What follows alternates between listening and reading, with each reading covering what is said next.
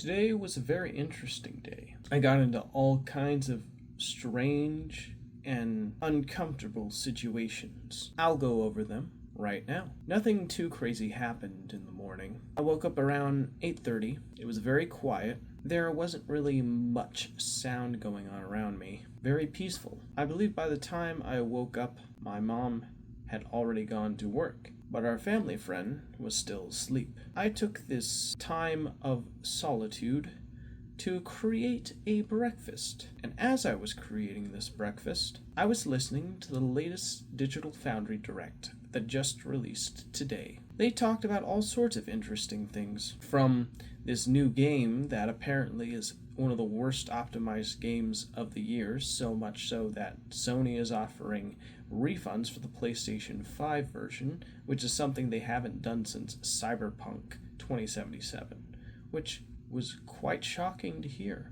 indeed. The footage of the game actually looks quite fun if it weren't for the really awful performance. They really need to fix that. Then they talked about other things, like apparently Microsoft is subsidizing their console division, and what that basically just means is that they're no longer seeing it as a main focus anymore for delivering games to customers.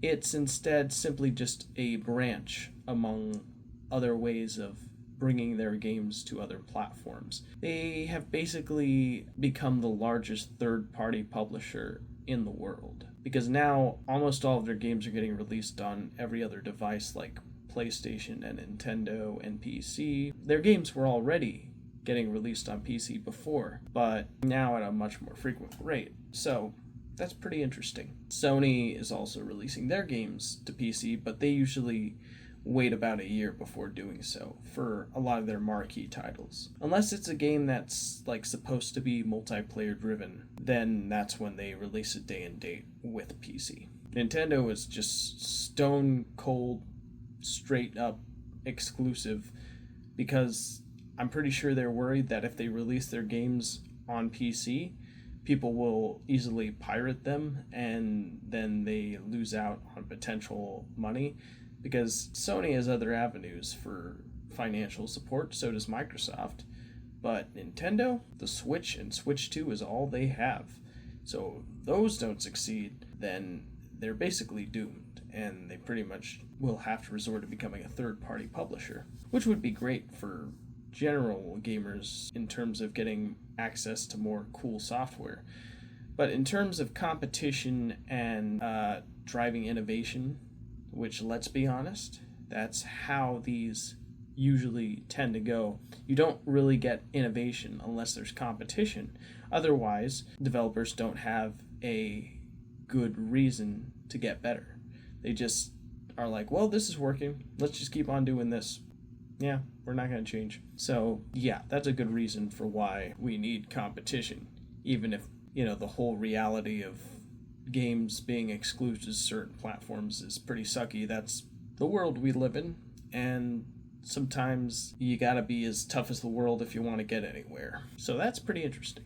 They talked about other things. One of the more interesting things that I remember was that apparently they mentioned that Nintendo going with a 1080p screen for the Switch 2 seemed like a bad idea, because apparently, like, now if developers want to match the pixel grid of the display, they have to sacrifice more graphics rendering costs per frame with resolution, which means that performance ultimately will suffer, because they're trying to work towards the goal of getting games to hit that native display pixel grid, which is not great. 720p, based on what folks at Digital Foundry said, would have been a perfect sweet spot, because it would have given you just enough resolution to see what was going on the screen, but left enough headroom for graphical rendering so games could still perform and hit that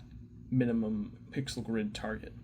But now games have to be upscaled on the Switch 2 screen in order for them to be displayed, which means there's going to be a lot of games that look more smudgier and less pin sharp than they would have otherwise. So that's a shame. I think Nintendo decided to go with a 1080p screen because they probably were worried that releasing a 720p screen in 2025 would seem extremely dated and bad.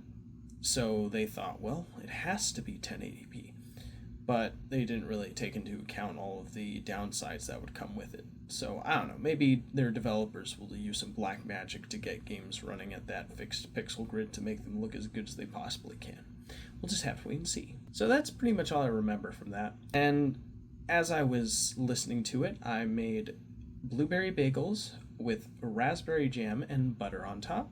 It was very good, with a cup of coffee. But then I got a little greedy, and I wanted to eat 2 eggs on sourdough bread with 3 slices of bacon. So I made that and ate it, and it was very good, if a bit fattening. Yeah, what can I say? I guess I was really hungry. Another cup of coffee too. As I was eating this, I switched to a new video to listen to. This one was from the YouTube channel Area 52, where the host of the channel, and sorry, I forgot his name, it's not on the top of my head, was talking about apparently a hypnosis abduction case that was documented between a doctor and a male kid patient, where apparently these beings abducted the guy and now he is recounting his experience. So that's interesting. The kid described it as apparently the beings had like a scaly looking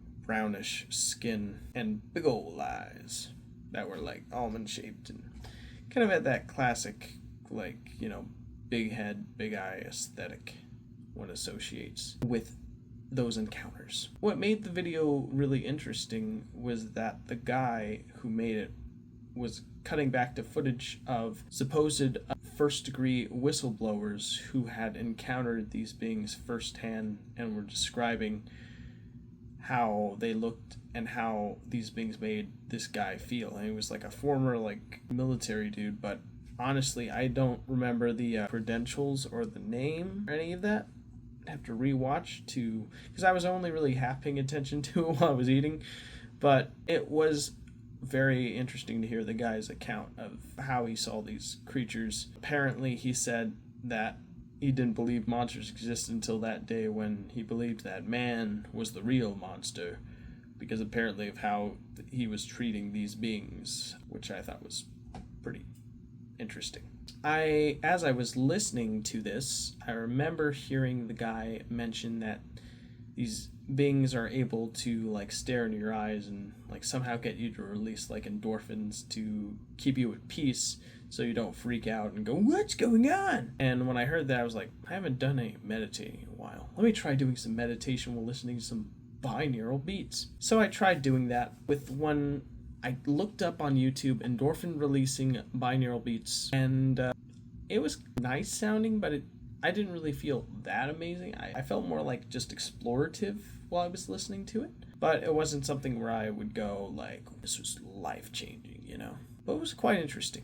Yeah. I then decided to switch to a 3 Hertz, I think was the name of the video, where it was like brain music or something, where you like listen to it, and if like you do breathing exercises, well, at least that's what I did while I was meditating, it you'd get into a deeper meditation. And so I tried that, and I encountered a really interesting experience from what I can recall. As I was getting deeper into my breathing exercise while listening to these binaural beats through my headphones, I started to see like glass pane patterns in my eyes. Like even when I opened my eyes, like they were appearing in front of me as I was like doing my breathing, and that had never happened to me before. I remember feeling very buoyant and like light, like my body was there but it wasn't there, if that makes any sense. It was a really unique experience that I haven't really encountered ever, so I may try it again just to see what happens. Who knows, maybe I might have an astral projection, we'll see. But that's ultimately the hope. I really hope I do have some kind of an astral projection so I can say that, no guys, it's real, I swear I've had it, you know, because people say seeing is believing, and I agree wholeheartedly with that statement. So that's what I'm going to try out, see what happens. Well, anyways, After that deep meditation session, I decided to continue listening to the alien abduction story while I was getting dressed for work, and then I left. And as I was driving, I was just, enjoying the drive, thinking about how good of a day I'm going to have and all the interesting people I'm going to meet and the new interesting experiences that I will encounter at work. So, really cool. When I got to work, it was ready. Let's do this. Let's go. So I punched in, and as I was punching in, there was another coworker, and I remember we were talking, and they said, "Man, I am not ready." And then I said, "No, that's a shame, because I'm ready. Woo!" And they smiled and thought that was funny.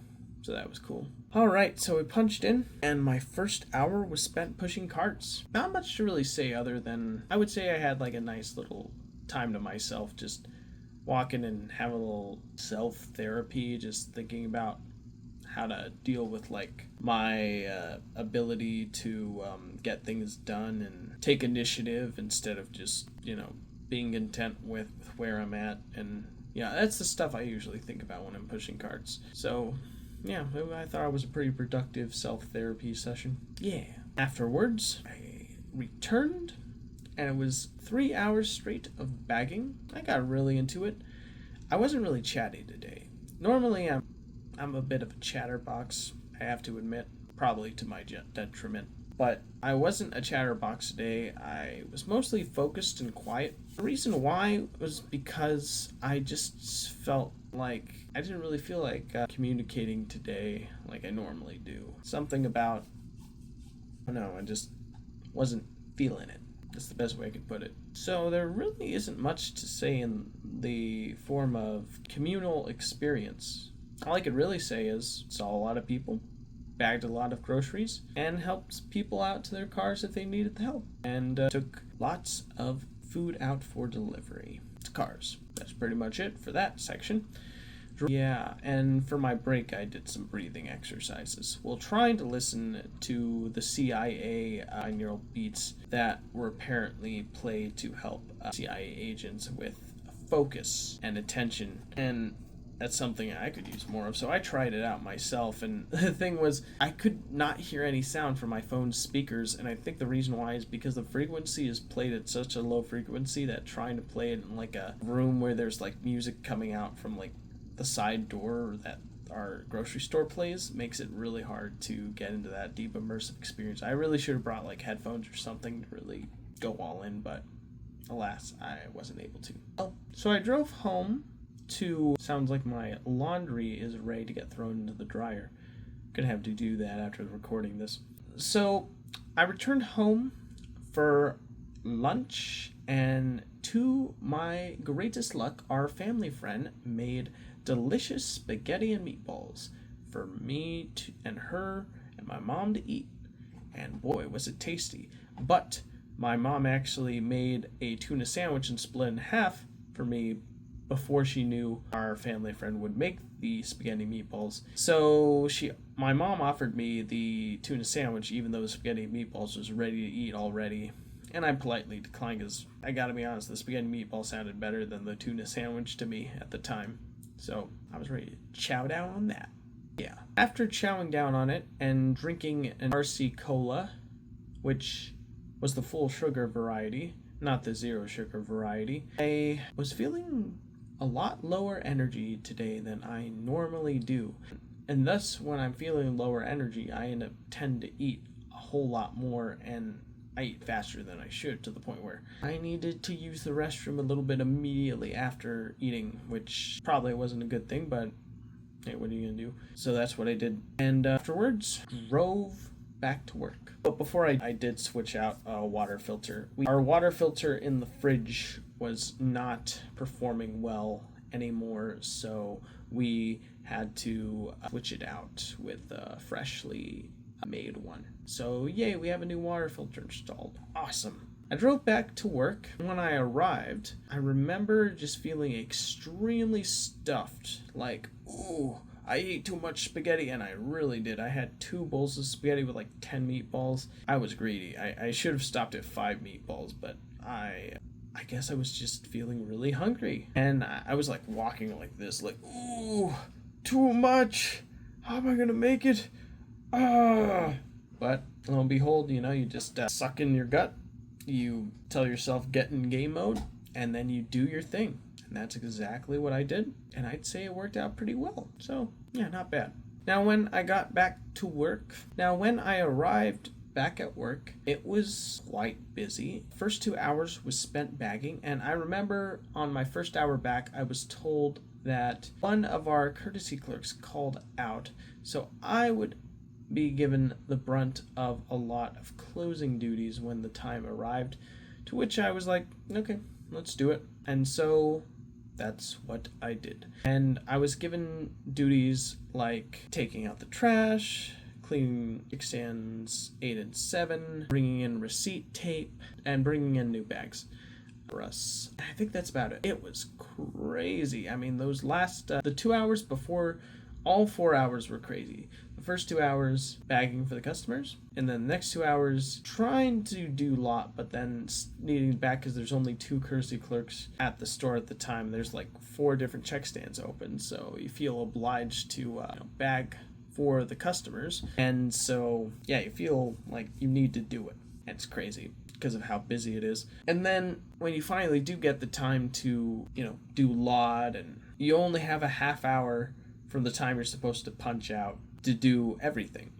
And the thing is, like I need at least an hour to do my closing chores, because honestly, a half hour to do everything just is a bit much for me. But I mean, we didn't have our other closing clerk, so I needed to pull my weight around. So I did pull my weight around, and it was pretty intense in terms of just needing to get everything done before the time limit. And I have to say, I did not get everything done before the time limit. By the time my time to punch out arrived, I needed to take out the trash and throw out the boxes that had the plastic bags in them, and wipe down check stands 7 and 8.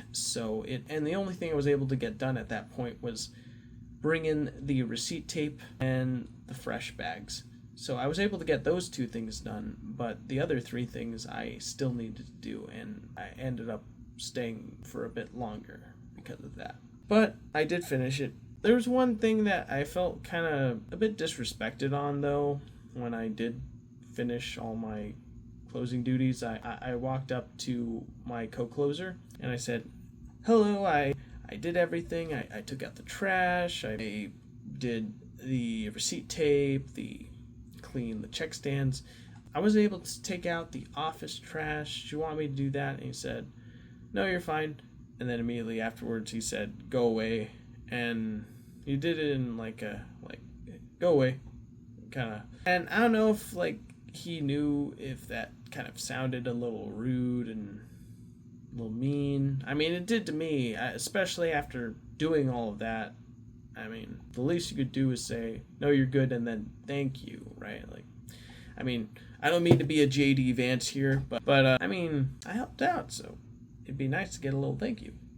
But hearing a go away was a little disheartening, not gonna lie. But oh well, that's just how things go every now and then. Just gotta roll with the punches. Sometimes things ain't gonna go your way, and you gotta be okay with that.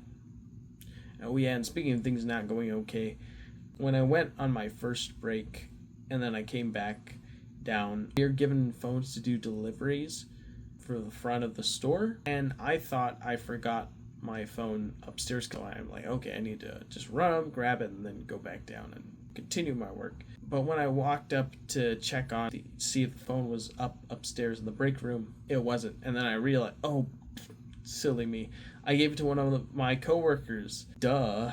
And so I walked downstairs, and as I was walking back, I stopped by the stock clerks. And it's a stock clerk where we kind of talk a little bit before we go back and do our thing. And got caught up in a little conversation.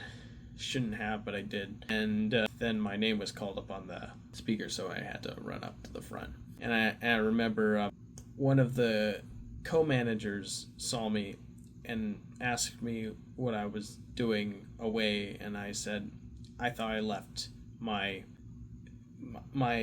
business phone upstairs, and I was checking to get it, but I forgot that I gave it to one of my coworkers, and they said, "Great, look at this guy, fantastic, look at him," and he was like clapping really loud and like yelling about how great like I was. And I mean, I know it was supposed to be like, look at this guy, he's did something dumb, look at how dumb he is, and I mean, accidents happen, and then I got caught in a conversation with someone I shouldn't have, but I did. I shouldn't have, because we're really low on courtesy clerks right now. We need all hands on deck, so I'm sure he was just doing that out of frustration for not having all the workers there that he needed, but I don't know, I felt like it was a little rude personally. But again, what are you gonna do? Stuff happens. I'm not gonna hold it against him. I won't stop by and chat with someone when I should be up at the front doing my job. So there you go. I wish he didn't make that big of a show about it, though. That's I don't know.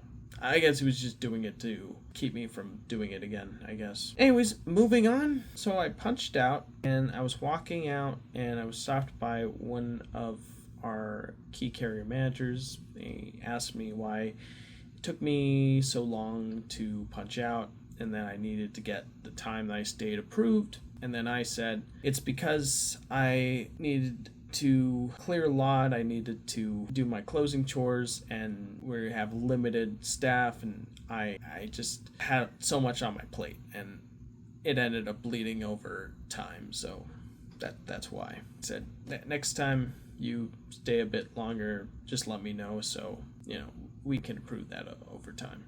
So it was like, okay, cool. Yeah. So I drove home, and when I drove home and arrived, my mom and family friend were in a little communal conversation with their friends, and so I decided I'm going to use this time to my advantage to get some things done. I even made a little list for it too. Here it is. So do laundry for tomorrow, take vitamins, brush teeth, take out trash, and right now I'm on film and edit daily vlog, and that's what I'm doing right now.